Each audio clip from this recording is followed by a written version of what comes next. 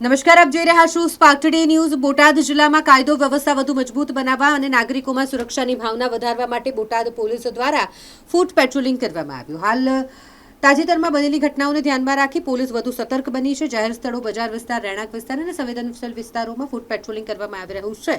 આ પેટ્રોલિંગ દરમિયાન પોલીસ કર્મચારીઓ લોકો સાથે સીધો સંપર્ક કરે છે, તેમની સમસ્યાઓ સાંભળે છે અને તાત્કાલિક તેનો ઉકેલ લાવવાનો પ્રયાસ કરી રહ્યા છે। બોટાદ પોલીસ જન સુરક્ષા માટે પ્રતિબદ્ધ છે અને આવનાર સમયમાં પણ આવા પ્રયત્નો ચાલુ રાખશે। જે ચૂંટણી છે તેને અનુલક્ષીને આજે બોટાદ ટાઉન પોલીસ સ્ટેશન વિસ્તારમાં જે સંવેદનશીલ બૂથ આવેલા છે તેના રૂટ ઉપર અને આ સિવાય અન્ય જે પણ સંવેદનશીલ વિસ્તારો છે તેને આવરી લઈ અને એક રૂટ માર્ચ અને ફ્લેગ માર્ચનું આયોજન કરવામાં આવ્યું હતું, જેની અંદર બોટાદ જિલ્લાના અધિકારીઓ જોડાયા હતા।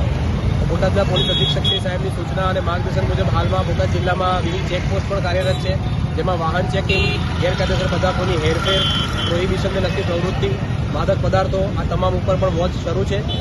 હાલમાં બોટાદ પોલીસ દ્વારા જિલ્લાના તમામ પોલીસ સ્ટેશનોમાં વારાફરતી સંવેદનશીલ વિસ્તારોમાં ફૂટ પેટ્રોલિંગ કરવામાં આવનાર છે અને આગામી સમયમાં આ કાર્યવાહી સતત ચાલુ રહેવાની છે। સાહેબ, આગામી દિવસોમાં મતદાન છે, ભયમુક્ત વાતાવરણમાં મતદાન થાય તેને લઈને લોકોને શું હતું? હાલમાં બોટાદ જિલ્લા પોલીસ તરફથી જે પણ ગુનાખોરીમાં સંડોવાયેલા ઈસમો છે તેમના વિરુદ્ધ કડક અટકાયતી પગલાં લેવાની કામગીરી પણ શરૂ છે। તેમને જૂના ગુનાને ધ્યાને લઈ અને હદપારી, પાસા જેવા પગલાં પણ ભરવામાં આવ્યા છે અને આગામી સમયમાં પણ આચારસંહિતા અમલમાં છે। તેથી કોઈ પણ આવા ઈસમો જો તમારા ધ્યાને આવે તો બોટાદ પોલીસના કંટ્રોલ રૂમનો 112 વ્હીકલ છે તેનો અથવા અમારા પર્સનલ મોબાઈલ નંબરનો પણ સંપર્ક કરી શકે છે, જેથી આવા કોઈ ઈસમો તેમને હેરાન પરેશાન ન કરે।